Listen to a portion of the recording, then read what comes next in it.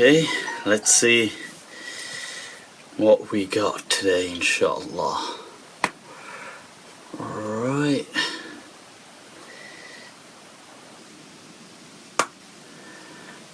Okay.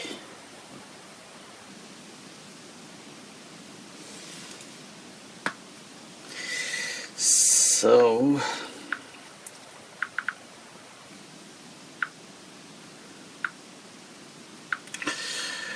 right.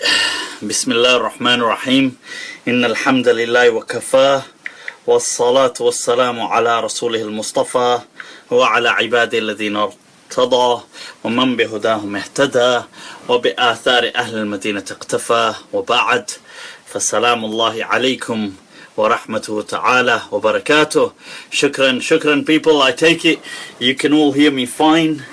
Am I correct? Right, let me see.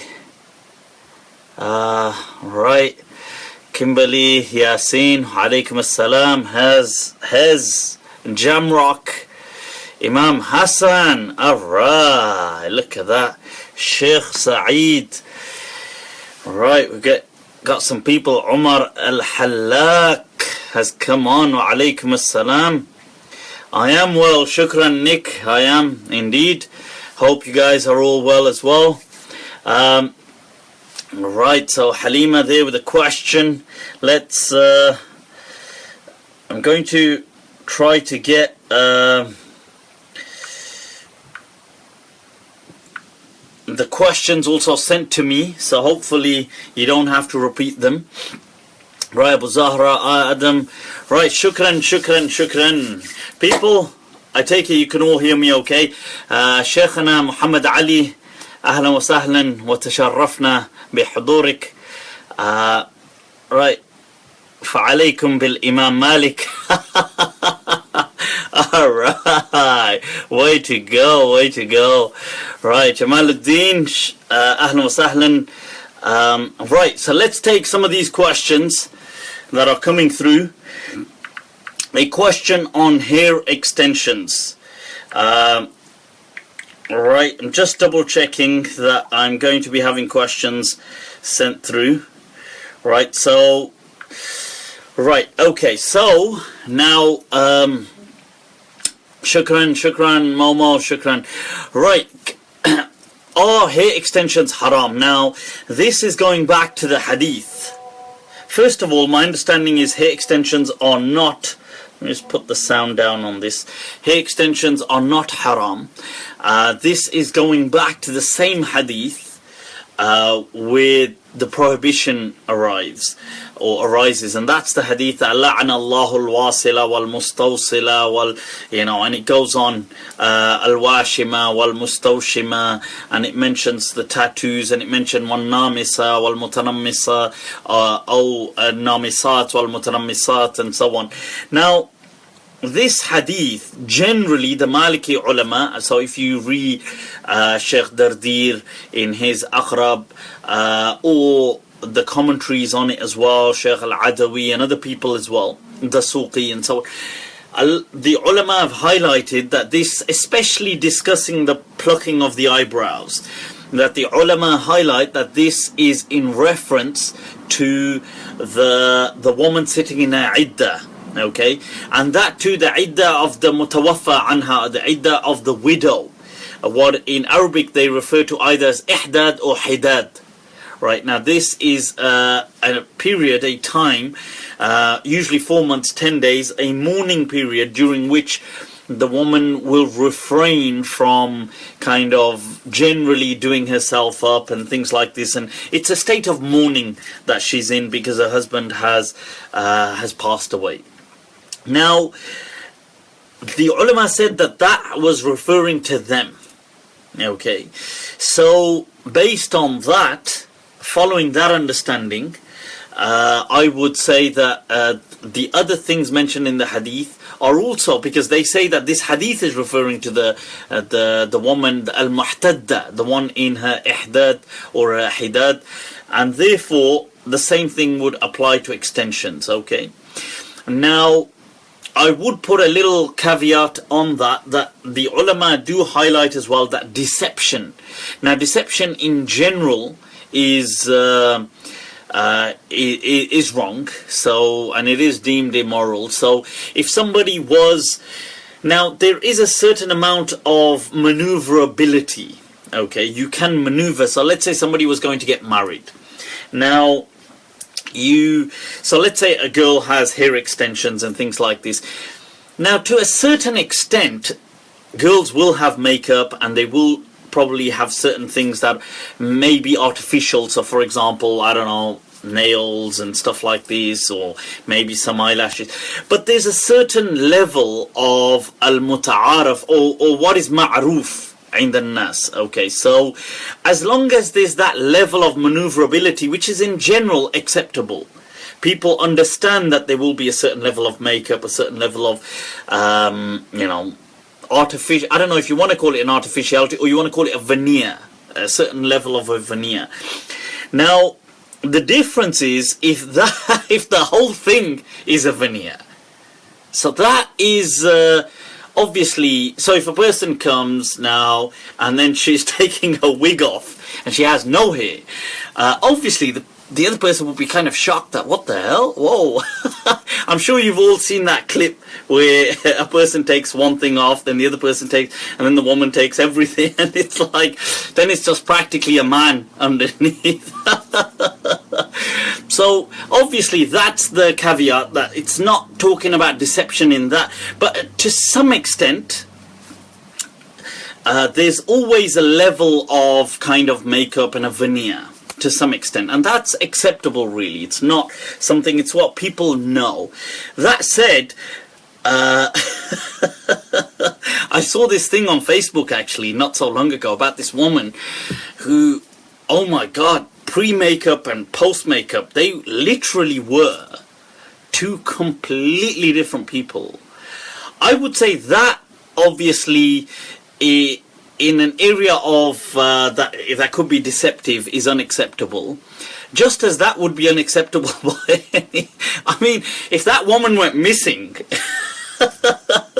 God forbid she went missing, you'd never be able to retrace her using those photographs. I mean, she would never get through airport security with those photographs unless she happens to have that level of makeup on.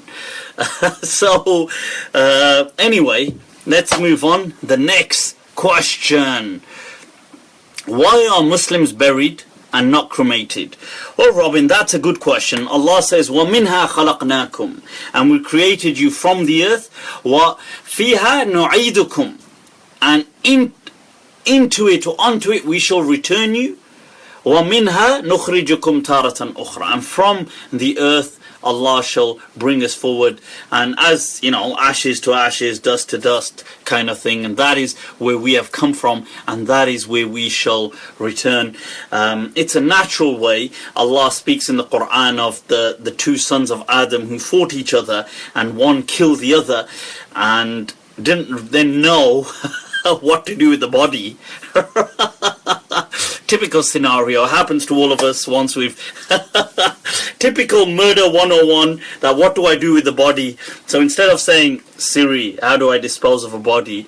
So the thing was, well, Allah subhanahu wa ta'ala mentions in the Quran that He sent a raven or a crow, and as they kind of symbolized that one of them, they kind of pecked at each other, and then one of them kind of pecked at the earth and kind of made a shallow, very shallow kind of grave version, a version of a grave, if you like, and kind of tipped the other crow in and covered it, and from there this son of Adam gets this inspiration. Oh, right, so maybe I should bury the body. Not to but I mean the ritual emerges. It's an Islamic understanding. That said, if a human was cremated, if a Muslim, obviously humans are cremated, but if a Muslim was cremated, it does not mean that they will somehow be obstructed from their akhirah. Their akhirah will remain the same. Okay, it has no bearing, zero bearing on the deceased.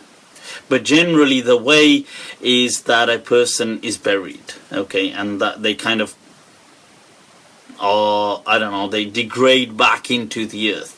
That's the general understanding. When the Prophet ﷺ said the Deen is white, what did he mean? Well, Waqar, that actually meant white supremacy, and I thought you would have understood that. Where on earth did the Prophet say he made the Deen white?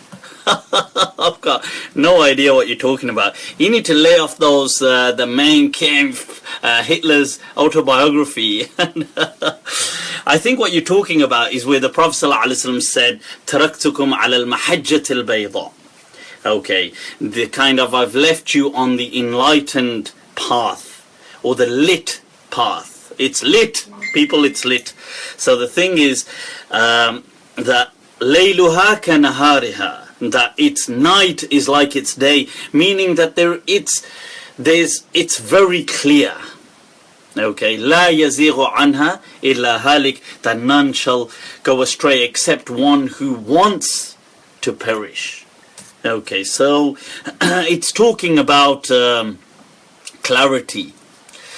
Asma here from Gloucester. Well, ahlan wa sahlan, Asma. Giving me a headache with your hearts. Okay, he's getting lips injected, haram. Abul Hassan, what do you mean by that? But I take it you're talking about the kind of makeup. Is that what you're talking about, where lips are augmented and they have like something to push up their lips? Is that what we're talking about? Or are you talking about generally some other kind of...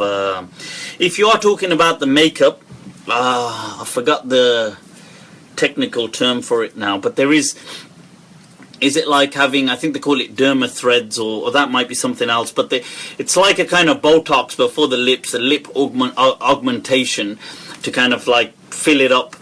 I don't believe that's haram. Many of the ulama as well from Al-Azhar and other places have given fatwa on cosmetic surgery, that cosmetic surgery is not haram. They have highlighted that in the Quran Allah says, وَلَقَدْ خَلَقْنَا الْإِنسَانَ فِي أَحْسَنِ تَقْوِيمٍ, that we created insan in the best of formations. Okay, that insan in general is supposed to be in the best of formations. Then through Allah says, ثُمَّ رَدَدْنَاهُ أَسْفَلَ سَافِلِينَ, but then through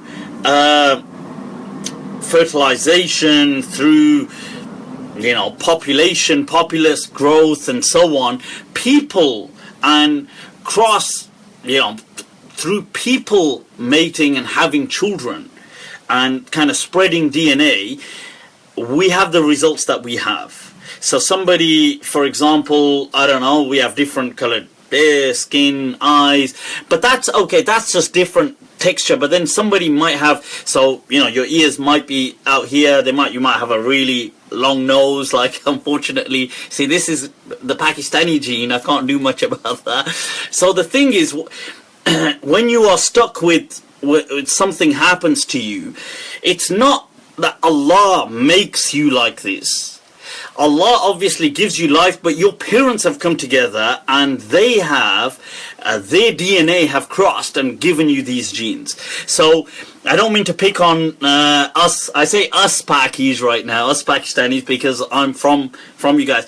Guys, by the way, what do you think of the ice? Awesome or what? Check that out, man, check that out. Sophia, alright, making spherical ice balls right there, man. That's what I'm talking about. All about perfecting the drink, right? So I've had to buy that gadget that makes spherical ice balls.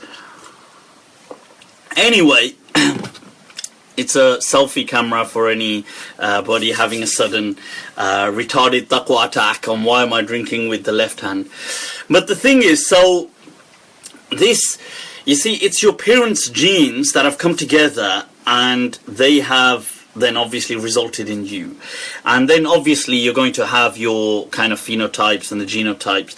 And the thing is, well, look, you have to understand that when, let's take, and I say this about Pakistanis just as an example, that when you're going to have a lot of marrying your cousins, which, right, I totally disagree with, but it's part of the Pakistani culture.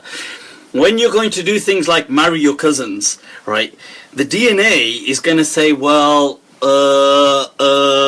give me some room to play with here. I mean, because the thing is, okay, a one-off marrying your cousin is, well, as long as there's a lot of mixture going on with the DNA and the genes, so they are mixing. But if, let's say, if two people marry their cousins, and then they just marry their cousins, and they marry, this is just one, if the mum and dad are both cousins, and their mum and dad were just cousins, and their mum and dad were just cousins, then bloody hell, I mean, there isn't much play for the genes, is there? It's not really, it doesn't really have much room to maneuver, does it? It's like, well, for God's sake, it's like, help me out here. So the thing is, you are going to get sometimes very strange, and this is why you get sometimes all siblings just look identical, and everybody just looks the same, and it's obviously embarrassing at parents' evening when the mum and dad just look like brothers and sisters. But the thing is, so if people are unhappy with a certain aspect of their appearance, and now Allah has opened upon us as a collective, as a humanity, that we have reached the knowledge, the science whereby we can alter certain aspects, we can fix. So remember, these are things which people are already uncomfortable with. So to fix them, there is no harm in that, and they call it in Arabic jarahat al-tajmeed, obviously cosmetic surgery. And ulama have given fatwa. There are plenty of fatwa from the ulama of Al-Azhar saying that these things are permissible. This is not altering the creation of Allah to distort it. The verse of the Quran where he says, the shaitan says, وَلَا أُغَيِّرَنَّ خَلْقَ اللَّهِ وَلَا آمُرَنَّهُمْ فَلَا يُغَيِّرَنَّ خَلْقَ اللَّهِ. This, that I will command them that they will cut the ears and do this. This was talking about disfiguring. It was not talking about enhancing. Okay, and I know many of the ulama do take it as a blanket statement, but it does not mean that necessarily. It's talking about a disfigurement. Okay, otherwise, doing things like circumcision is a disfiguring. Why would, the same argument would apply for circumcision then? Why is that allowed? If you were never allowed to alter the creation. I mean, somebody could argue that, if Allah didn't want us to have a foreskin, right, why create it in the first place and then tell you to cut it off? I mean, what is the purpose of that? So if you're going to, it's either one argument or, you can't have it both ways. You can't say, well, we're going to hear any alterations are haram, but at the same time, we can do the alterations we want. So you have to understand that alterations that are supportive or helpful are permissible by default unless proven otherwise. So circumcision is encouraged, and it's from the sunnah of the prophets to do that, to trim the nails, to remove hair, to do things like this are permissible.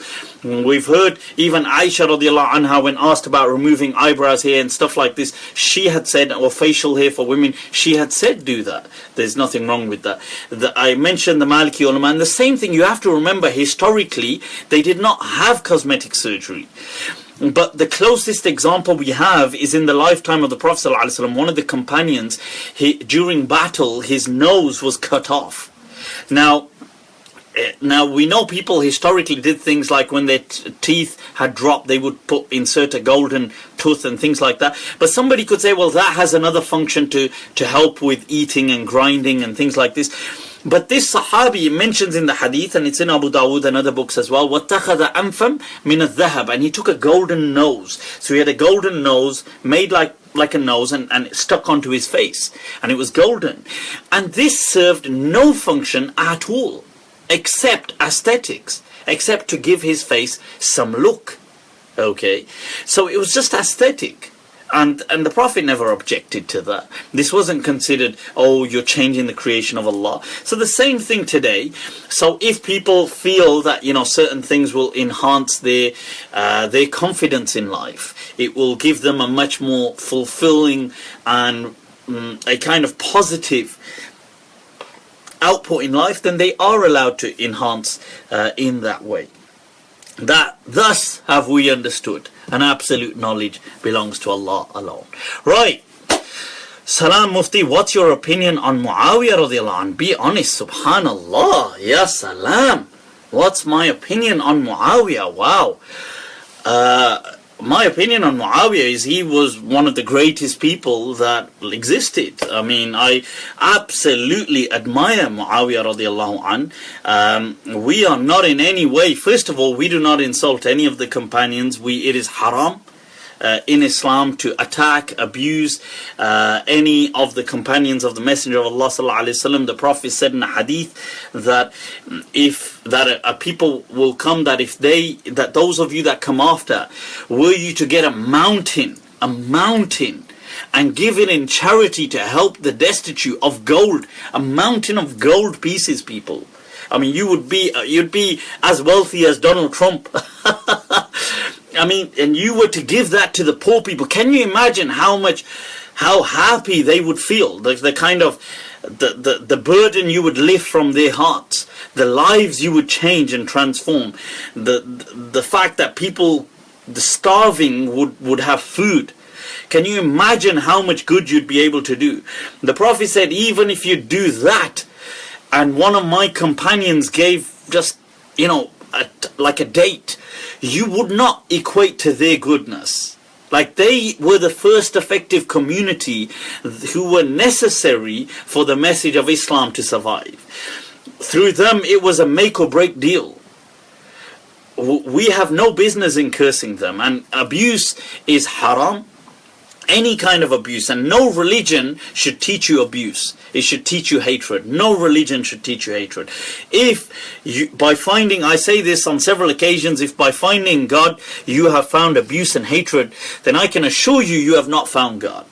Okay, you found an alter ego, you found something, most likely Odin, the god of war and destruction, right, from the Vikings, but you've not found Allah. That is certain.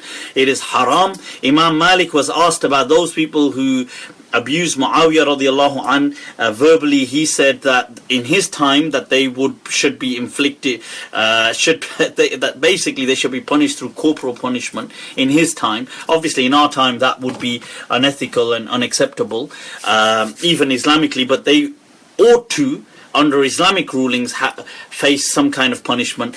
In this day and age, obviously these rules are only technical and theoretical, so I was just telling you what Imam Malik said, but it would be clearly wrong, okay, to spread hatred for the companions of the Prophet ﷺ. They were great people. Muawiyah was he is termed, Ibn Arabi says, I went to Baghdad, its greatest, they used to be called Madinatul Salam back then. And yeah, Baghdad was one of those cities, right, that they tried to change its name, but it would never stick. So they called it Madinatul Salam, the land of peace, but it just stuck with Baghdad, right? So, which was named after the previous, gods, Bagh, right? So like Bhagwan, like that, Bhagwan, right? So the thing is now, he says, I went to the Grand Masjid and it said, that Abu Bakr and radiallahu, and it had the names of the companions and, the Khalifa to Rasulullah and Umar, Khalifa to Rasulullah and Uthman, and the Uthman was obviously married to the daughters of the Prophet ﷺ, and it mentioned Ali, who was Amir al-Mu'mineen and married to the daughter, and it said, Muawiyah, and it said Muawiyah's name in addition to this, and he said Khalul Mu'mineen, the uncle of the believers, because his wife was married to the Prophet ﷺ. She was his wife, okay, Habiba. So people really have, we shouldn't fall for this kind of emotional propaganda of sometimes the Shia and people like that who try to, because they think Muawiyah radiallahu anhu is a soft target. He's not a soft target. He was an amazing individual. Wallahi, I guarantee you, if you were to read history redacted, you were to remove the names of the companions and just replace them with randomized names and present this to people who had not been exposed to Islamic history, you'd be surprised that many of them would have chosen Muawiyah over many others. You'd be surprised, subhanAllah. It is only through the emotionality that people have been swayed. So they see things like, and they say because Ali fought Muawiyah, this is where this whole problem is coming from. But it's not fair, really. Seriously, it's not fair. Because if you are to be just, look at history. Look at it.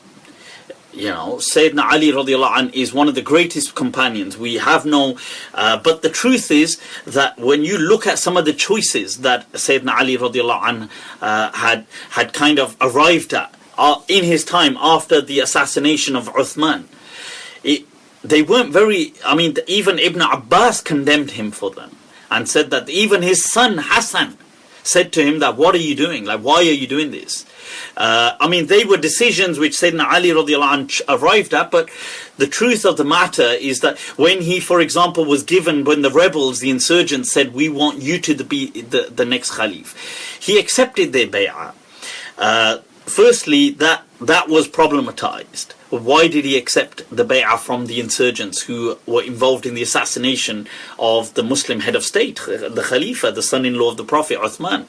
The next thing was, why did the removal of the governors throughout the Muslim world without their even pledging allegiance to him? He instructed for them to be removed. Now that Ibn Abbas strongly disagreed with him and said, this will only spread disunity and discord throughout the Ummah, and that's exactly what happened. They then refused to accept him because they said, we haven't even pledged our allegiance and you're disposing of us. Now, if you're going to say Muawiyah radiallahu an, then the truth is, before Sayyidina Ali even got into a trouble, before he even got into a clash with Muawiyah, his first clash was with who? It was with the other companions, with Zubayr, who's from the Asharatul Mubashara, Zubayr ibn al-Awwam, with Talha. He fights them. They go to fight. Abdullah ibn Zubayr, right? These great companions with Aisha, the wife of the Prophet ﷺ. His fight was with them in that battle, the battle of Jamal, which occurs in 36 Hijri. It happens a year before he even fights Muawiyah. If Muawiyah was to be this sly individual that they say Muawiyah was this really, people say, oh, he's really, he was a very, I would say he was a very I don't know if politic is the right word, but he was a very astute individual. There's no denying that, but that's to his credit. He was very kind of like on the ball. And yes, like many people, I'm sure he wouldn't have rejected opportunity. And like many people, he was obviously always, he also admired opportunity. But the truth is, if he was to be as malicious as they say, right, then let's go to 36 Hijri. When Sayyidina Ali radiallahu an, Zubayr and Talha and Aisha, they head to Basra. They do not come to Medina to attack Ali. They head to Basra. They are after the murderers of Uthman because they had sought refuge in Basra, because many of them had come from Basra. Now, when they arrive there, what does Sayyidina Ali do? He assembles an army and goes to Basra to fight them. Now, they did not come to Medina to attack Sayyidina Ali. They had gone to Basra.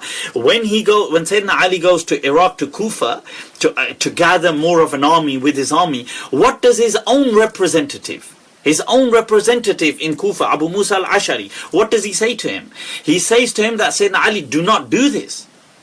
He actually, his khutbah, he says that, and this is in the history books, he calls the people in the masjid and he says that, here is Amir al-Mu'mineen, Ali radiallahu anhu, he's come and he's rallied for a war, and he says, and I've heard the Messenger of Allah say that there will come a time when there is so much fitna, and he says, and the Prophet said, if fitna reaches you, faq'udu, sit away from it.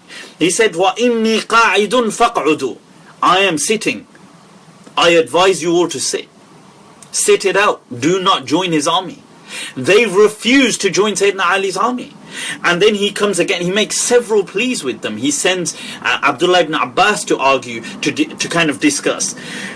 They say, look, Abu Musa al-Ashari says to him, look, why are you going to fight them? Like they've got no business with you. Like Zubayr is going to fight those people who killed Uthman. Like why are you going to fight?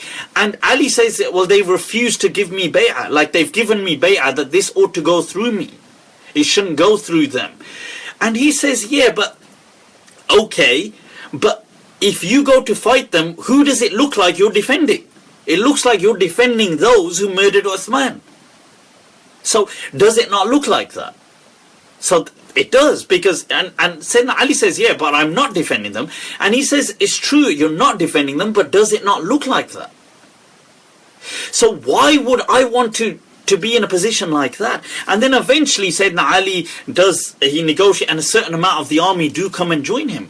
But the interesting thing is, look, one of his second in command, one of the highest, the people who he actually not only puts as part of his army, but gives him a high rank, was Malik al-Ashtar. Malik was one of the people who was involved in the assassination of Uthman. I mean, what is going on? And tell me, was Muawiyah not stable? He was the most stable state. During this time, when Sayyidina Ali takes his army to Basra, right, and they set up camps in front of Zubayr and Aisha's armies. During this time, if Muawiyah wanted, he could have brought armies, and they could have crushed. They could have kind of cornered Sayyidina Ali's army. But Muawiyah does not even get involved. That would have been the key time to get involved. If he was just, they say, he must have had a hatred for Sayyidina Ali. If he did, that was the ideal time. Why not get involved then? Right? So the point is, this was the opportunity. But Sayyidina Muawiyah doesn't even get involved. This whole year, 36 Hijri, he is nowhere to be seen on this controversy. It's the year later, because in that year the Battle of the Camel takes place. Because the most strongest contenders were people like Zubayr, and Zubayr, he leaves the whole army thing and goes off and is killed by, admittedly Sayyidina Ali did not instruct for that, but Sayyidina Ali's soldier goes and kills him, and then he comes back and tells Sayyidina Ali, and to be fair, Sayyidina Ali was upset with that decision, and he tells him, I did not tell you to do that. But the other, Talha, who was one of the key strongest kind of personalities, is murdered. Look at the loss of the Muslim Ummah. And obviously Abdullah ibn Zubayr isn't murdered, but he's injured. He's very, Malik al-Ashtar, who was on Sayyidina Ali's side, was a feared warrior. I mean, I know that's what Sayyidina Ali says, I have him on my side because I know he's a feared warrior. But the truth is, he was one of the 200 chiefs who was involved in the assassination and insurgency against Uthman. Just because he's got power why is he been put in that position? And were these not the same issues that Muawiyah raised? I'm not saying Muawiyah was not appreciating opportunity. I'm sure he was. But be fair, if you're going to look at things, detach yourself from emotion. It's like when Sayyidina Ali sends, when somebody comes from Sayyidina Ali's side and he tells, and Muawiyah radiallahu anh, in the Battle of Siffin, when they do fight the year later, when he tells Muawiyah that I've come to you and I've got some nasiha for you, and Muawiyah says, what is it? And he says, fear Allah. He says, and think of your akhirah. Is this, and so on and so forth, and he gives him this nasiha. And Muawiyah just listens to it, and then he says to him that, he says, وَهَلْ نَصَحْتَ بِهَا صَاحِبَكَ كَذَلِكَ? He says that, and did you tell this to Sayyidina Ali as well, or you just reserved it for me? And the point was that, look, it was a tragedy that befell this ummah. It was a human tragedy. But to kind of take this romantic picture that, one of them was an absolute villain and the other one was an absolute, it wasn't like that. If it was like that, why would Hassan agree to hand over the Khilafah to Muawiyah? Why would he do this? Would he do this to somebody who was a villain? Tell me, and by the way, in Muawiyah's side fighting with him was Sayyidina Ali's brother. Sayyidina Ali's brother was in Muawiyah's camp fighting against him. Even Hassan's brother, Sayyidina Ali's son, Muhammad, Ibn al-Hanafiya, was aligned against their decision, in line with but the point is, look, my point of saying all of this is to kind of bring to our attention that we shouldn't get swayed with emotions. It is an unfortunate tragedy that befell the early part of this ummah, but what happened. For us to now start, and this is why, and do you think it was a coincidence? This is why when Imam Malik was asked that who is the best of people, and he said Abu Bakr, And they said, who after that? And he said, Umar. And they said, who after that? He said, Uthman. And then they said, who after that? And he said, no, everybody is the same. And the person said, what about Ali? And Qadi Iyad brings this in his tartib. And he says, the person who asked for governance is not like he who did not ask for it. Because the truth was, Sayyidina Ali did also go out for it. So you have to be fair. Like, look, they were great people. They were the best of people. And unfortunately, they had arguments which led to, and they made decisions which led to fights as well. And it did lead to battles and things like this, and a loss of life, unfortunately. But the reality is, it wasn't this romantic, heroic picture of one being an absolute hero and the other being a villain. And the truth is, it wasn't even between Ali and Muawiyah. It was between Ali and several Sahabah. But why don't they pick on Zubayr? Because he's not a soft target. Because he's from the Asharatul Mubashara. You can't pick on Zubayr. Why don't they pick on Abdullah ibn Zubayr or Talha or okay, the Shia do pick on Aisha, but the other Sunnis don't. Now, why don't they pick on those other Sahaba who also went against Sayyidina Ali? Because they're not easy targets. So they choose Muawiyah because they think he's an easier target. And the truth is, look, people say, oh, you know, Muawiyah condoned the cursing of Sayyidina Ali and stuff like this. Well, Allahu A'lam, look, as far as I'm aware, that he didn't condone that. He does say, because you have to remember, when Muawiyah was related to Uthman, he was related to him. When Uthman was killed, his wife at the time, Naila, her hand was cut off because she tries to save him, right? And they cut her hand off. She takes her hand and she puts it in his shirt, and she writes a letter with it and sends it to Muawiyah and says, لَقَدْ وَلَّيْنَاكَ دَمَ عُثْمَانَ. We have put the responsibility of a vengeance in your hands. Because you are awliya, you are from the awliya al-maqtul, you are from his relatives. And they say Muawiyah radiallahu anhu hung his shirt behind the minbar and said that, look what's happened in Medina. Now the truth is, look, sure, there may have been other political kind of gains along the way and stuff like, but don't just paint a dark picture of, oh, this is pure bad guy, pure good guy. It doesn't work like that. History, if you redacted the names and just read the story to somebody with just fake names, I guarantee you the results would be very different. The truth is, it's just because people say, well, oh, this is the cousin of the Prophet, they get all emotional. Now, look, the Prophet ﷺ, and Imam Malik said this as well, and he reiterated it on many occasions. He said that, and it is a hadith attributed to the Prophet, that the final hour will not come until the last of this ummah curse the first of this ummah. And people have started doing that. All I can say is, look, some people hearing this might get upset. Look, it doesn't bother me whether you get upset. What I'm saying is, like, you read history, read it, and, you know, don't be emotional, be rational. Or if you got somebody who's not even involved, a non-Muslim, to read it, do you really think they would arrive at the same decision you would? The truth is, they wouldn't. There's too much emotionality involved, right? And the way I see things is that, look, what's happened has happened. We can't change history. But one thing I can say is abuse is wrong. Don't curse people. Don't swear at them.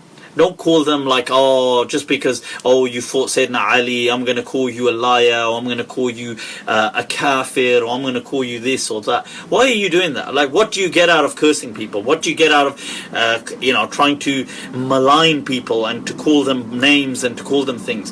There's nothing to get out of it. The truth is, these people were close to the Prophet. They were much closer than you and I will be. If you're talking about Muawiyah, his sister was married to the Prophet. I mean, that's close. Okay. So anyway, I hope that's of some help. Okay. So let's get enough of this kind of talk. I'd like to actually tackle the question that, look, this, because it leads to a question. I'll come to some of these questions. That look, what is religion for people? And what is it for people? Seriously, I mean, how many people really care about what religion actually? Like, Islam for different people just means different things, doesn't it? Like, it just means, but it just means like little, petty little things.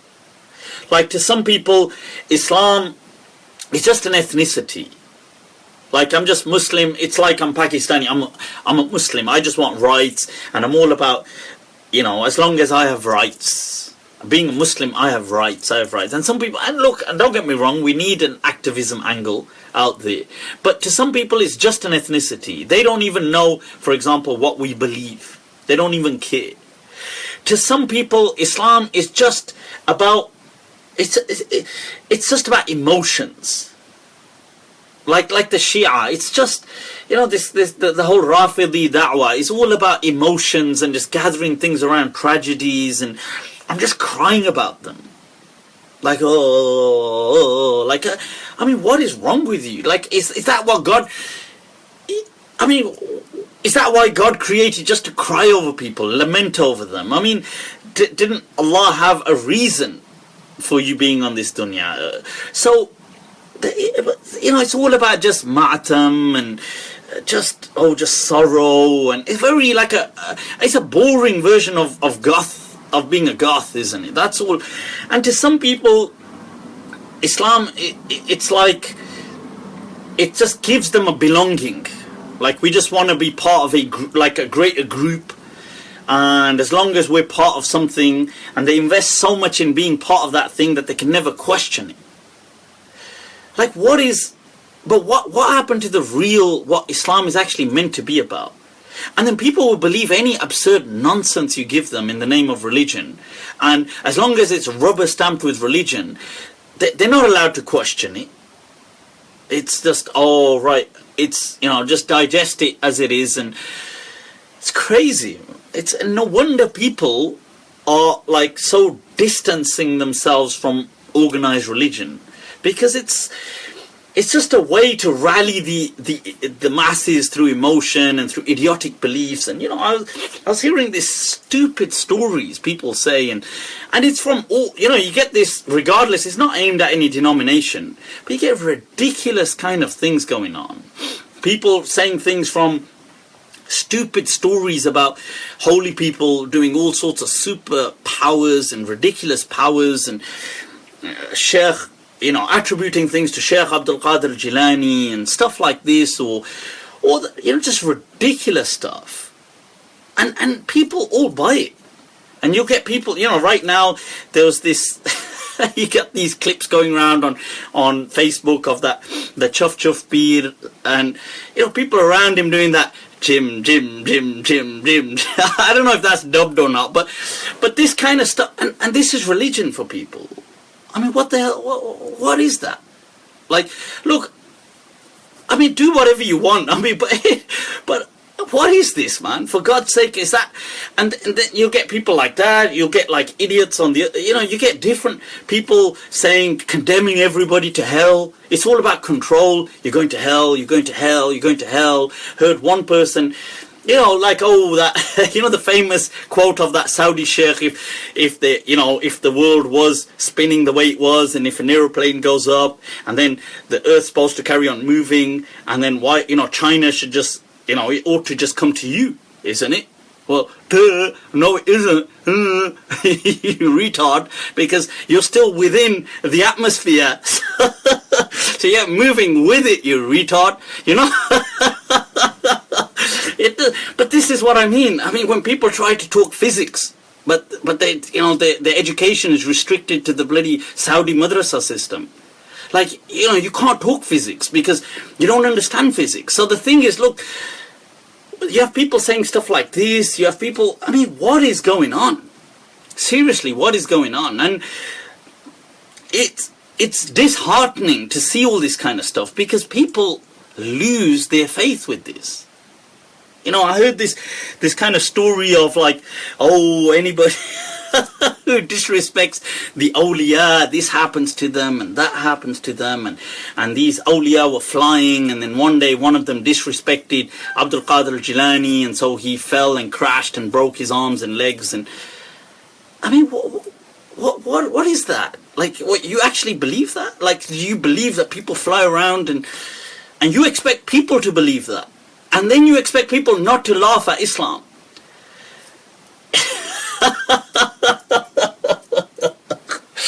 Ya salam, ya salam. Seriously, we as Muslims have got our work cut out for us, man. Because it's difficult. It's difficult trying to show the voice of reason when we're polluting the whole thing with our nonsense. This, subhanAllah, it's so, and I see sometimes people, you know, I saw this thing, sometimes some of these imams and stuff like this, and people will say, oh, great imam, mashallah, they may be great in their own way, whatever, and they'll say, an expert in atheism. Mate, you're having a laugh, expert in atheism. Grant me 5 minutes of playing just devil's advocate with you. 5 minutes, I would not ask more. I would destroy every ounce of what you stand on. I mean, seriously, I don't know what you think. I don't know how lightly people take these things like atheism. It's not a joke. These people, they would destroy your arguments. And people, you know, here's a sheikh and they just want to exaggerate and they say, mashallah, this guy is an expert in refuting evolution. You think, in refuting atheism, in refuting this kind of, you think, really, I don't know what stuff it is that you're smoking. you need to get off it, man. Anyway, let's take some more questions, man. Let's take some more questions. That's enough of that. Let's see where we've got to with the questions. In the Maliki Madhhab, how does one perform Sajda Sahw? Okay, Sajda Sahw in the Maliki Madhhab, the school of Medina, there's two types of Sajda Sahw. Sajda Sahw repairs the Salah for any shortcoming or addition as long as you have not violated the major pillars of Salah. Okay, the arkan or the obligatory acts. But basically by if you've taken an action away, you reduced a sunnah, you do your sujood sahw after tashahhud, after at-tahiyyat, before doing salam. And if you've increased, you do your salam first and then do sujood sahw. But I will have a video, I've completed a video dedicated to this, which we will have out inshallah soon, so you can watch that for more detail. Okay, if a Muslim left Islam and came back to Islam later on in his life, will he still be rewarded for the good deeds he did before? That's a good question. There is ikhtilaf. Many of the ulama feel that he won't, and others have argued that he will. Those that say he won't use verses of the Quran like faqad, you know, whoever basically denies Allah, faqad ahbata amala, that he has destroyed and nullified his actions. And those who say that these rewards still exist use evidences like when people like the tribe of Bani Hanifa, once they apostated in the time of Abu Bakr, then many of them returned to Islam. They were not asked to renew their nikah and things like that, so it meant that it still stood. Neither were they asked to redo Hajj and things like this. So I personally believe that they will still have their rewards. And the journey to faith truly is a difficult one for people who take their faith seriously and think a lot. Because through the lens of critical thought, faith is really tested. Okay, so I don't think we should really attack people like that. We should be overwhelmingly understanding of their struggle. Smoking, sometimes marijuana, is that permitted according to Islam? Well, I've answered this before, Elias, and that you can check my previous sessions on that.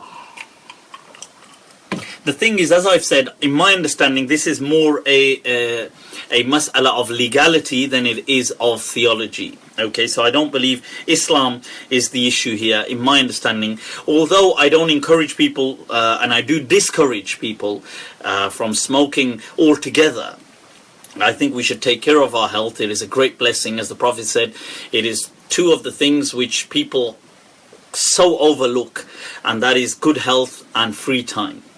Okay, so I definitely discourage people, but I don't personally believe it's a matter of being haram. I believe it's more a matter of being illegal.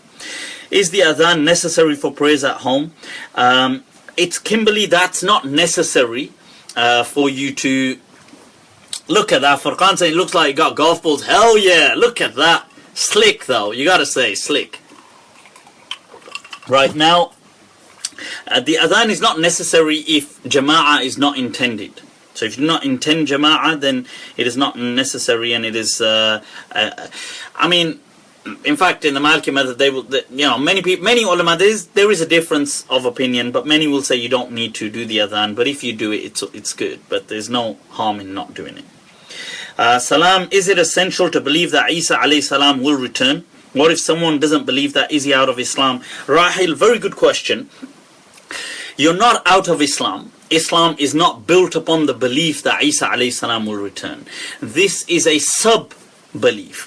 In my understanding, by believing in the main beliefs, the qawati, the kind of pillars, the foundations of Islam, if you like, these are the pillars that hold up faith. So things like believing in Allah, His messengers, His books, angels, believing that Allah is in absolute control, you know, whether that's believing in destiny, right, in life after death. These are the pillars, the hereafter of faith. Now other things are like inscriptions on these pillars, if you like. So they give detail to the pillars, but the thing does not collapse without them. Okay, so when you say we believe in the messenger, that does mean, so obviously when you say we believe in Allah, it does mean that what the kind of the essence of that. So obviously we believe Allah is one. So you can't say I believe in Allah but I believe Allah is 4 different people. That obviously is nonsense. So when that pillar of Allah is that He is one, okay, and He is God, He is the ultimate. That has to be, that's the essence of the pillar. So when we believe in the messengers, we believe in Muhammad sallallahu alaihi wasallam being as he was, which is the final of all messengers. That is the essence of that pillar. We believe in the Quran being the final of these line of scriptures. That is the essence. So that's what we mean by these pillars. Now other things are just like inscriptions and that are added on. So when we say, well, you know, we believe in, let's say the hereafter, okay, for the hereafter to come there will be obviously an apocalypse. Now there will be, prior to the apocalypse, there will be signs and things like that, and from the signs generally people believe in the second coming of Isa alayhi salam. But if a person did not believe that, he's still Muslim. Okay, so you can't say, oh my God, you're a kaafir if you don't believe that. So okay, I hope that helps. Let's take the next. Can women attend the burial in the graveyard?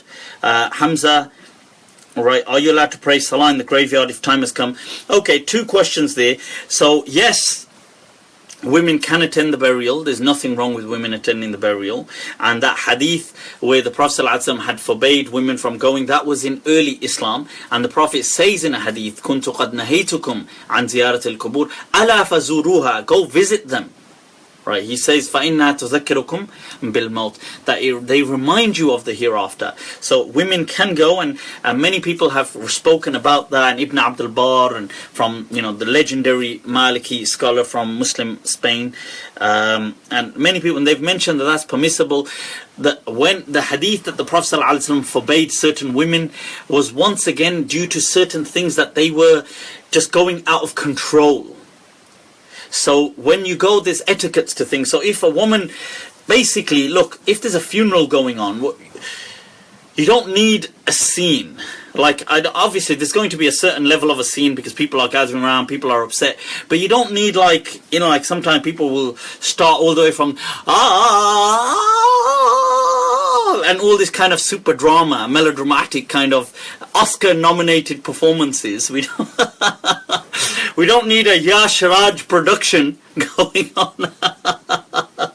Well, he's not the Gothic one. Who's the Gothic one? The Bollywood Anyway, he's the romantic one. There's another, but anyway, we don't need one of those productions. So the thing is, this is why the Prophet ﷺ told some women off from going, because obviously, doing things like if they're going to go out of control and start ripping their clothes, and the custom of the Arabs in the time of the Prophet was the women would rip their clothes. Okay, some of you guys don't get any wrong ideas. That was that custom. It's not a custom today. So, but the women would rip their clothes, right? They would. This is the jabe, the hole that they would kind of fit their head through, and the women would kind of rip that. As the poet says to his daughter, that he says, "Idha ana mittu fan'ini bima ana ahlu." What's the point? وَشُقِّي عَلَيَّ الْجَيْبَ يَبْنَةَ مَعْبَدِ, and tear your clothes over me, O daughter of Ma'bad.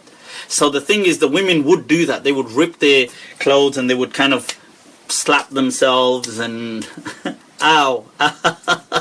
Not just the aftershave, but so this is why the Prophet ﷺ forbade these things, okay? A lot of the Deen really, when you come down to it, it all makes sense. It's just about knowing the reasons. Right, some of those angry faces, right? So, Sanjay Leela Bansali, haha, Hassan Azza, you naughty. That's the one, the Bollywood Gothic producer or director. Right, so, As-salam, I heard you can't go to Umrah, Hajj if you have any debts. Is this true? Does it include university loans? Love you, Mufti Sahw, from my fake account. Well, right back at you, okay? So the thing is, yes, you can go on Hajj and Umrah with debts. What this meant was about prioritizing. Okay, see, once again, it all makes sense. It beautifully makes sense. So look, the Deen was about being, like sometimes you get people who are, they kind of theologically autistic. And this is not a diss to any people suffering from autism. May Allah make your struggle easy, and may He fill your lives with abundant blessings. But there are people who are theologically autistic. They're just super weird when it comes to religion. And a lot of the Saudi teachings happen to be like that as well. But the thing is, so here's a person, for example, let's say I've borrowed some money from you, and now you ask me for it back, and I've got the money. Okay, one is I haven't got the money, so okay, fair enough. But one is I've got the money, and I'm supposed to give it back to you, it's due, and then I say, oh, ya akhi, I must, what is it? وَلِلَّهِ عَلَى النَّاسِ حِجُّ الْبَيْتِ, I must obey Allah and go on the Hajj. Allah, my calling is here. And the guy is thinking, what the hell is wrong with you, bro? You owe me money. So I'm thinking, ya akhi, I must go, and I'm sorry. I know I've got your money, but I'm going to go now spend it on now it's time to be religious. So the Prophet said, look, matalul ghani haram. That if you've got the money, then don't play games. Okay, it's another thing you haven't got it.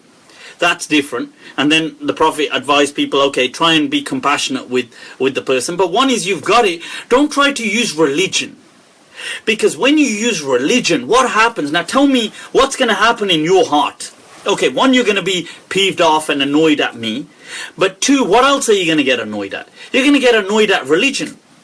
Because I'm putting religion in your face. So you will start to despise religion.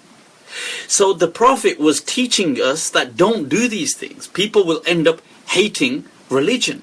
They will, I'm sick to death of, because if you keep saying, and this is why people, when you have your personal issues with people, and this could be between parent, children, friends, it could be between husband, wife, it could be between whatever. Don't use religion to justify your nonsense. Okay? Do not use religion, people. Right? You have no right to use religion. So, people will do things like when they don't like somebody, they'll try and use religious things to get one over them. Like, you do this and this is haram. See, don't do that. Because just say what your issue is. Just have, if you got beef with people or issues with them, just have your issues with them. Like if you say, look, listen, I don't like the way you did that. I don't like the way you disrespected me with this, or I don't like the way you broke this of mine, or I don't like, just be upfront with people. Don't say, you don't even pray. Like, don't use religion, because what it does is it creates hatred in the hearts of the other people for religion. Same thing with children. People try to discipline their children sometimes, and they try to use the religious thing. Don't do that, because it's going to create, one, hatred for religion, and two, it's going to show double standards. Because people are going, don't think kids are stupid. They're going to think, well, not like you really care. I don't see you doing A, B, and C. So why are you using Allah when it suits you? And people are not stupid, and people see that. So don't misuse religion, okay? So this debt thing, of course you can do Hajj. Right, okay, next question. Have any friends... Right, Sunnah about... right, can't read that question properly. Right, Salman, thanks for the good work. Or can you help with proofs from Quran about eating only meat that is Zabiha? You see, like Allah says in the Quran, halalan tayyiban, that eat what is halalan tayyiban, and there's several verses in the Quran, حُرِّمَ عَلَيْكُمُ الْمَيْتَةُ وَالدَّمُ وَلَحْمُ الْخِنْزِيرِ وَمَا أُهِلَّ بِهِ لِغَيْرِ اللَّهِ, and so on. And and Allah mentions in the Quran, وَالْمُنْخَنِقَةُ وَالْمَوْقُوذَةُ وَالْمُتَرَدِّيَةُ وَالنَّطِيحَةُ وَمَا أَكَلُ السَّبْعُ, and these things that which was injured and died or fell or was killed, and these things are haram, and what has been made halal, that what has been sacrificed in the name of Allah, and we call that Zabiha. The Prophet ﷺ said in a hadith that man istaqbala qiblatana wa salla salatana wa akala dhabihatana fadhalika al-muslim, that whosoever faces our qibla, prays our prayer, eats from our dhabiha meat, then that is a Muslim. See, look how the Prophet tried to give us identity. He tried to give us identity through worship and through a social custom of meat, which would unify the entire globe. Regardless of your cultures, you would eat a meat in a similar way. And that was enough. And then we go along and try to make our own, superimpose our own pathetic type of identity of, no, everybody must wear a bloody topi, and everybody must have wuzu chappal on, wear these kind of flip-flops, and everybody must... You see, this was not the way of the Prophet ﷺ. The Prophet gave us a particular type of identity, that your identity becomes... How do I know you're Muslim? Well, how you pray, it will manifest. And you eat a particular kind of food.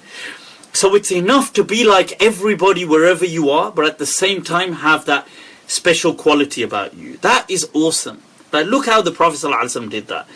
Amazing. Like, you are still a part of wherever you are, but at the same time you have a connection with the whole globe of Islam. Now that is beautiful. The way people have done it, just tried to Arabicize the whole world.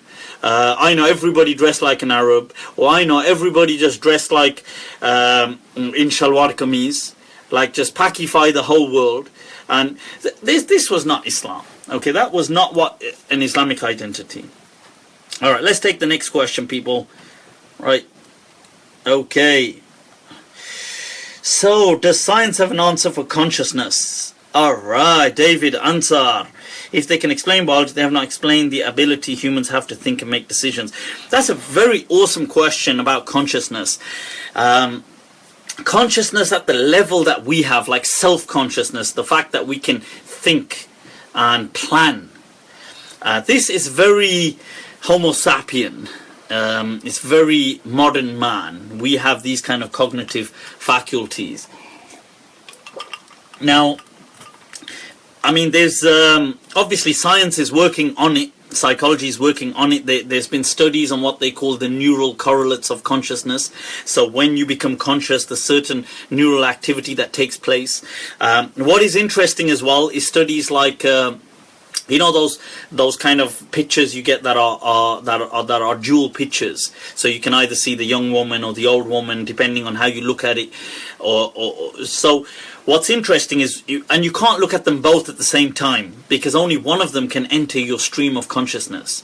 So what's interesting is as you flip and look at the other one, you see the other one, it's in the same picture, what neural activity takes place. And these kind of things have been monitored through fMRI and through other, PET scans, CAT scans, through other loads of electroencephalograms, and they've been trying to.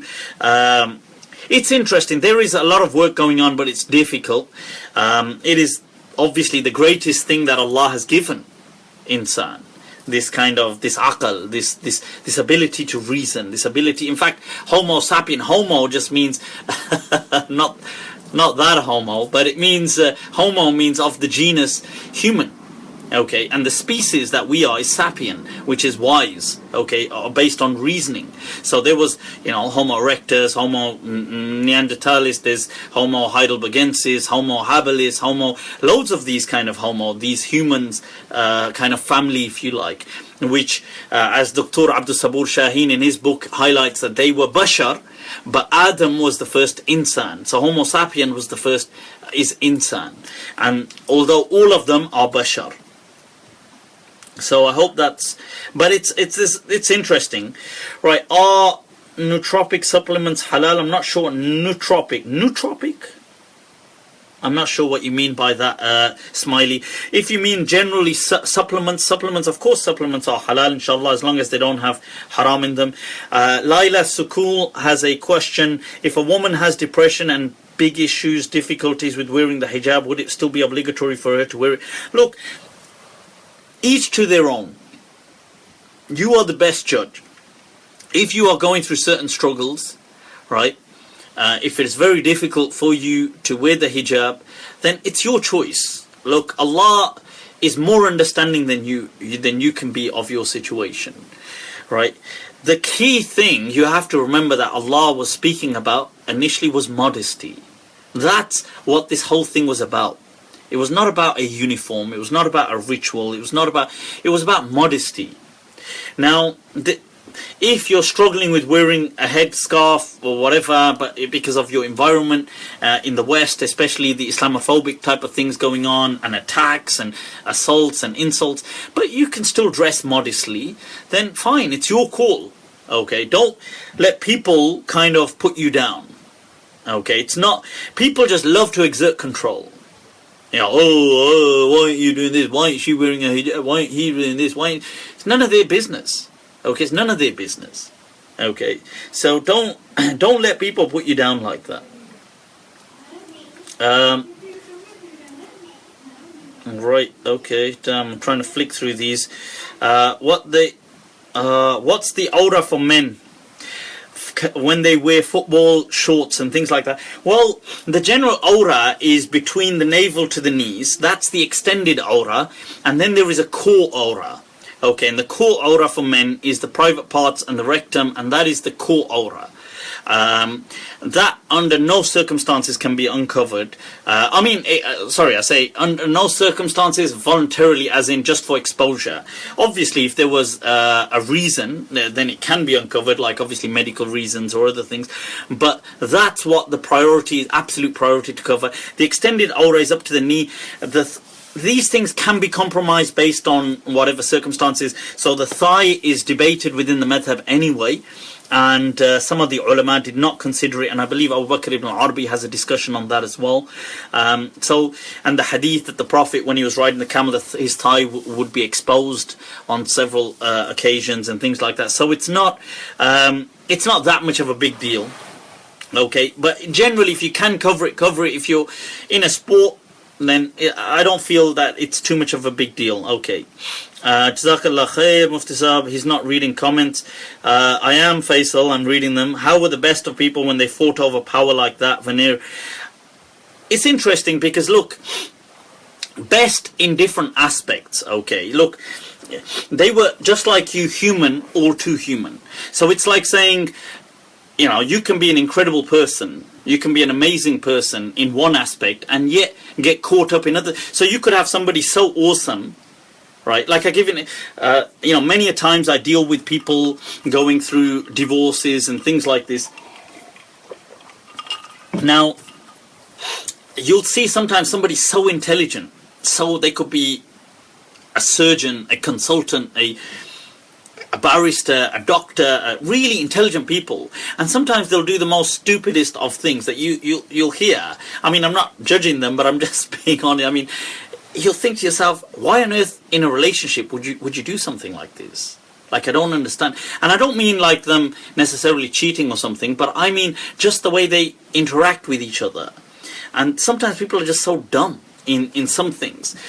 Like, I use the word dumb, but to them, they're still very intelligent people. Now, what I'm trying to say is that today, I'm trying to give you an example that sometimes in some things, you may handle them in an emotional way. Like your emotions may get the better of you. But yet, you may be an incredible person. Like, you may be Einstein. Okay, but it doesn't mean, for example, you may still fall out with your friends over something, which is just human, all too human. So, yes, you can, when we say that, look, these things happened with the Sahabah, they were human aspects of them.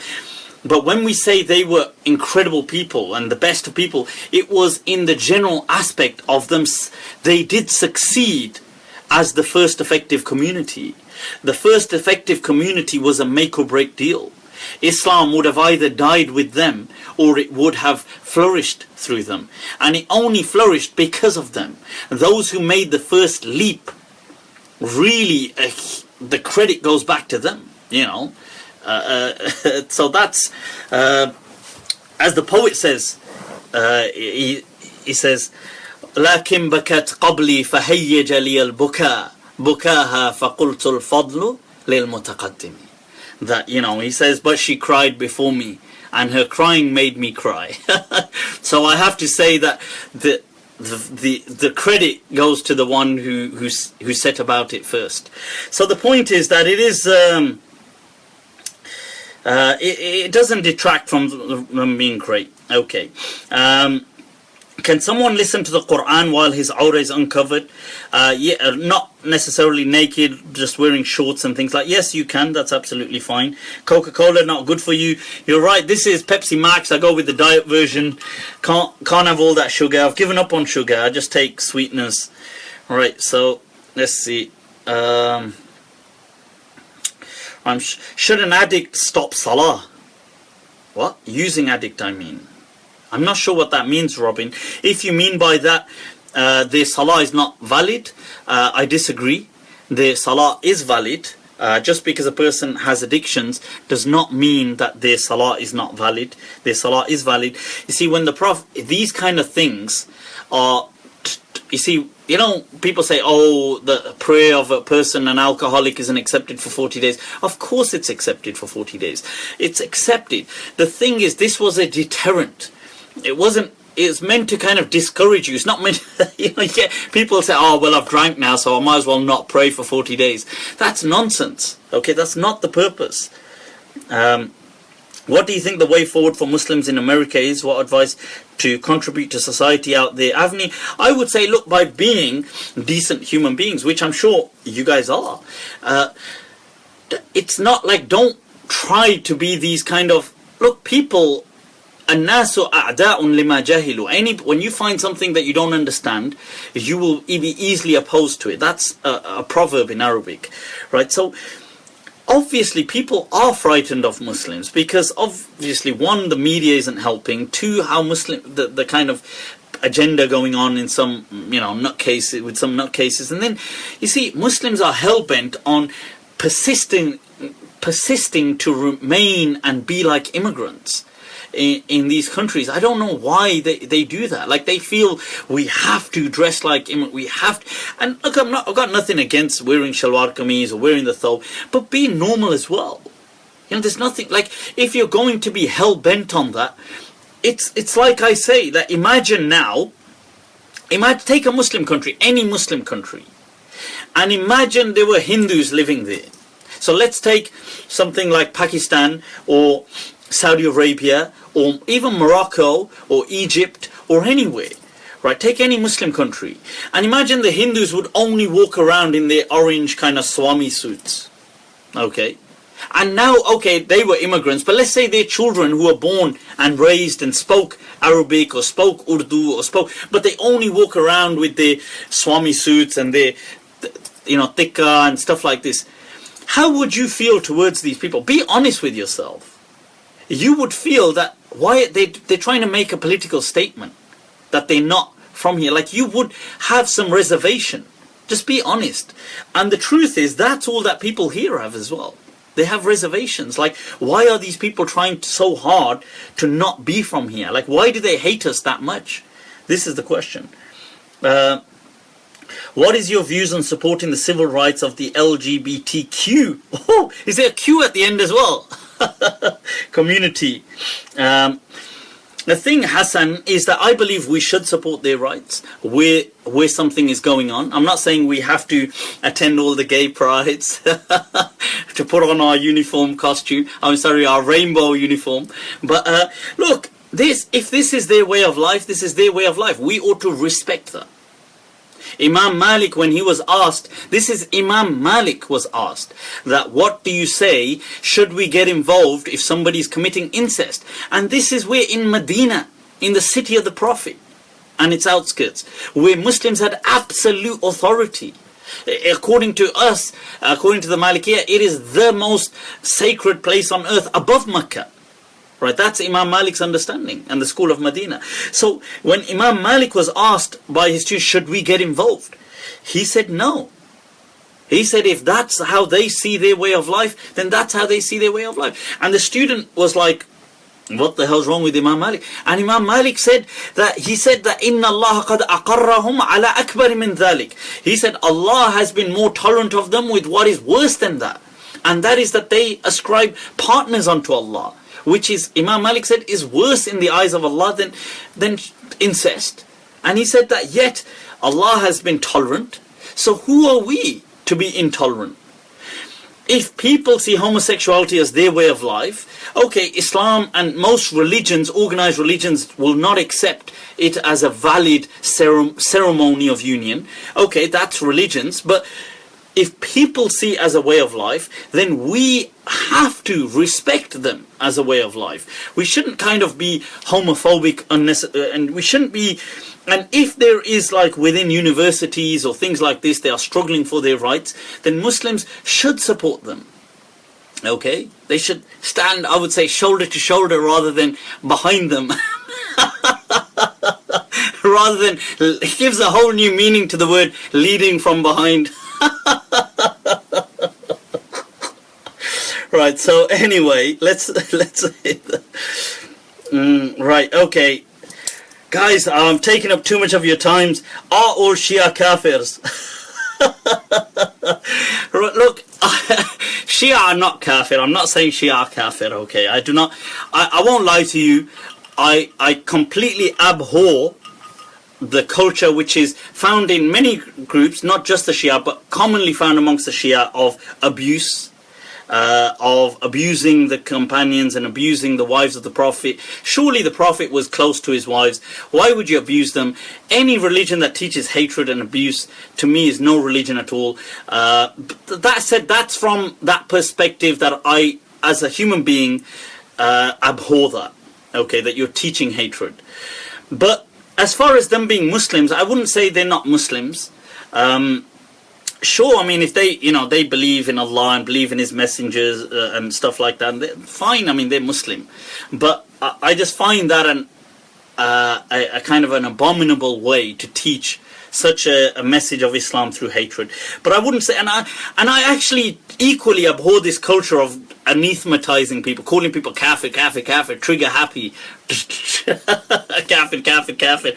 I mean, we have no right to declare people kuffar. I love what Maulana Tariq Jamil Saab said.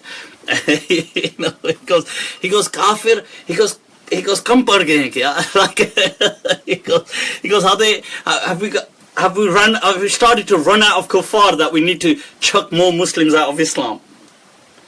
Right, okay. So does it mean we eat non-Zabiha meat that take you away from Islam? Okay, Furqan, it's not that it takes you away from Islam by eating non-Zabiha meat, but it is the identity of a Muslim. Okay, to eat Zabiha meat. Right, I take it is that all the questions that I've had sent to me? Right, okay, here's a question. Stay away from... right, Sheikh, please help understanding PCP, car contract, monthly payment direct with Toyota Finance, includes 5% interest. I can renew, return car. Oh, it's so long. But I take it it's to do with loans and interest. Look, I have answered this before. I do believe that the interest in the Quran, Riba, does not in my understanding, it does not reflect the systems we have in place today to do with loans or mortgages. I have answered this in much more detail previously. I don't want to go through the whole thing, so please check them up. Hopefully they should be loaded on YouTube as well. So they will be loaded on YouTube as well, and so you can search for them there. I have answered. I do have an audio lecture on Riba as well on Facebook. If you run a search for Riba or interest, it should come up. It is a long look. The whole topic of interest, in my understanding, was to do with exploitation, and I know that exploitation still does exist, but it's not on that kind that the Quran was addressing. That was more speaking about what do we call it? Loan shark culture. That was a loan shark culture with no safety parameters. And it was leading to ridiculous, and this is why it was declared, had war declared on it by Allah, and it was deemed worse than murder. Today, these kind of finance programs and things like this all operate within greater parameters of safety nets. First of all, they're not, I mean, they obviously do, they have some level, you could call it extortion, but it's not extortion really on that level. I know the loan sharks, some credit cards do charge thousands of percents, but these places usually just have a minimum certain percentage over the years. The other thing is, if you can't afford to pay, there's several structures in place what you can default to. Okay, there's several debt management programs in place. There's things, there's obviously options to declare bankruptcy, to declare insolvency, to declare all these things which will protect you. So it does not have that same, and then you have to remember, unless you, yeah, people would say, well, why don't you go to a interest-free option? Sure, I mean, every person, an idiot would say, I'd rather pay back more. Everybody wants to just pay back the same amount. The truth is, you don't have the option sometimes, okay? So that's why I don't feel that mortgages and things like that do apply. That's my understanding, and people are at liberty to disagree. And I have answered in much more detail previously. Right, so, okay, let's take one last questions. If bankruptcy is declared, are you still liable for the money in the akhirah? You see, in my understanding, bankruptcy and things like this, you see, when you take out loans, you take them out in the fine print, and the greater narrative is that bankruptcy is always an option. Whether the person discusses it or not, it is understood, and as the hadith says, that al-muslimuna ala shurutihim, that Muslims, when you engage, you are on your conditions, which are in the greater narrative. And according to the usuli principle, the legal theory principle, al-ma'ruf kal-mashrut, what is known is stipulated. So when we transact, we know. So when you go to a shop, you transact in a shop, whether the shopkeeper says it or not, you know you have a right to refund. That is your civil right. So you are operating within that. Now, somebody asked, they're not extortionate. You see, it depends. Because look, people say, well, taking out a mortgage, some can be, but some are not necessarily. Like, you see, you could take out a mortgage, but then paying rent is sometimes more expensive than a mortgage. And if you default on rent, you will be kicked out and evicted much quicker than with a mortgage. In fact, it is in the bank's interest to negotiate with you. And they would actually give you up to a year even to have concessionary payments. And that is known and is actually part of the bank's policy, and they would have to take you to court first, and the courts would actually rule in your favor, and they would allow you to have concessionary payments. That's actually part of your rights, whereas when it's a private landlord, it's not part of your rights. So you would, because the banks have a certain amount of duty of care to the customers. Now, that is not the same as a private landlord. So private landlord has the right to his own property. So private landlord could evict you within 2 months, no questions asked. You could be evicted. So if you're asking me what leaves you more vulnerable, I don't know, you see, because it's not necessary. And then having assets for Muslims is a good thing because it contributes to the economy, it contributes to stabilizing the Muslim communities. It also allows you to dictate where you live. It also allows you to, look, I'm not telling people to take mortgages. I'm saying I don't believe it's haram. Okay, that's my understanding. And you can listen to the other lecture for more detail.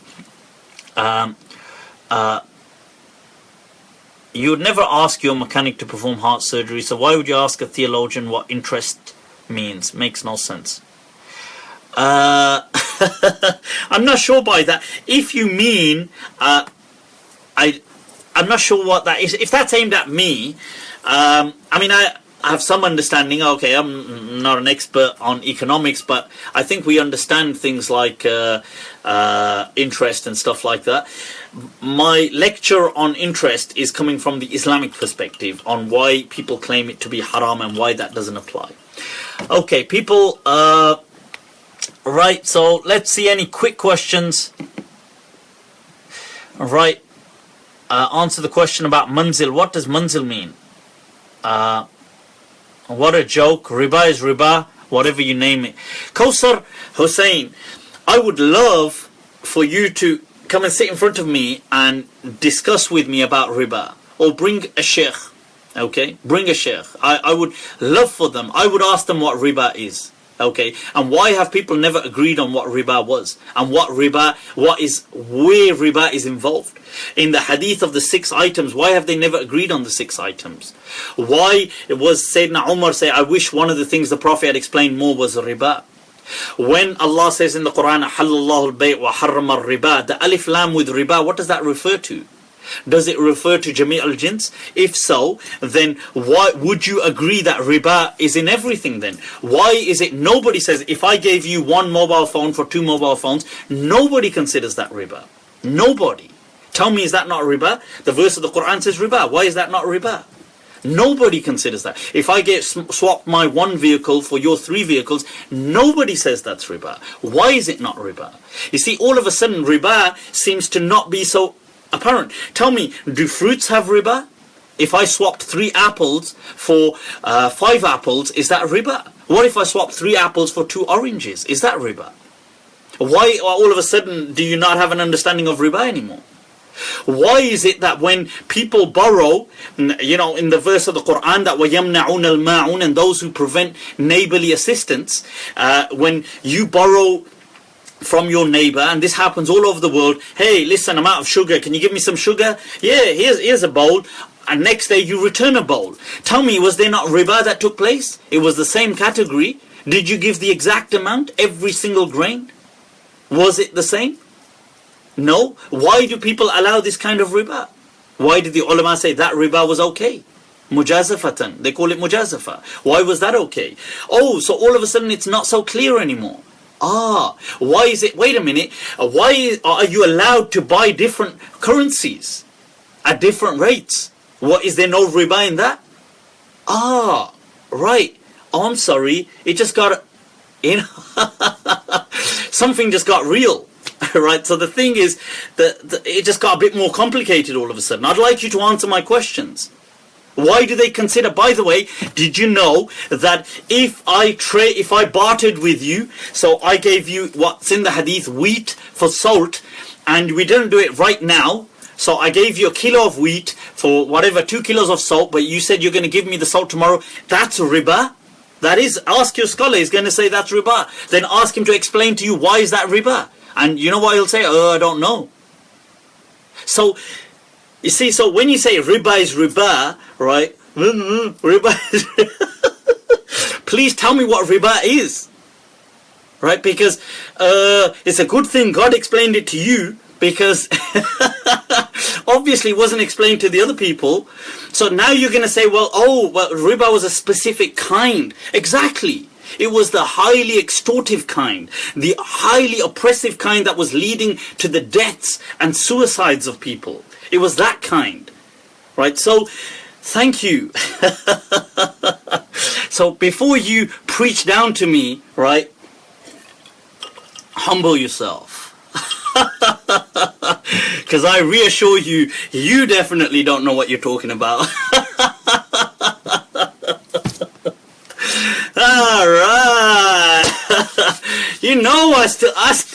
Allahu Akbar. It's still there, I still got it. That's the thing, huh? अब जिसके जी में आए इससे ले रोशनी, हमने तो दिल जलाकर सरेआम रख दिया. Right, people, let's leave it with that, man. Let's call it a night, inshallah. It's been awesome, as always. Inshallah, keep your questions coming. You can get in touch with me on Facebook. You can message me. I do try to get back to people. I try and send them voice notes when I can. You can contact me through Twitter. If you're on Twitter, add me, follow me. Snapchat, add me. My name is Malm, M-A-L-M, 2014, 2014. That's Malm 2014. I've been off for a week. I know I took a week out. Needed to be done, right? But I'm back. So I will be back on Snapchat as well, answering, giving some of those snap wars. Till then, people, I've also shared an Andalus video, a course. It's on my Facebook page. I shared it today. It's a free course for you all. It's 12 lectures. It's actually 13, but one of them is divided in two, of lectures on the history of Al-Andalus from rise to fall, the awesome kind of empire that it was. It is a course I did several years back, so and it was a course I was doing live online, so there's sometimes I'm answering people's questions and stuff, but it's definitely worthwhile listening to. Take some time out. It's free. Check it out, download it, like it, share it, get it out there, benefit from it, inshallah. And I'm sure I'll be seeing you all, inshallah, next week. Till then, take good care of yourselves. You should remember me in your du'as. Wassalamu alaikum wa rahmatullahi ta'ala wa barakatuh.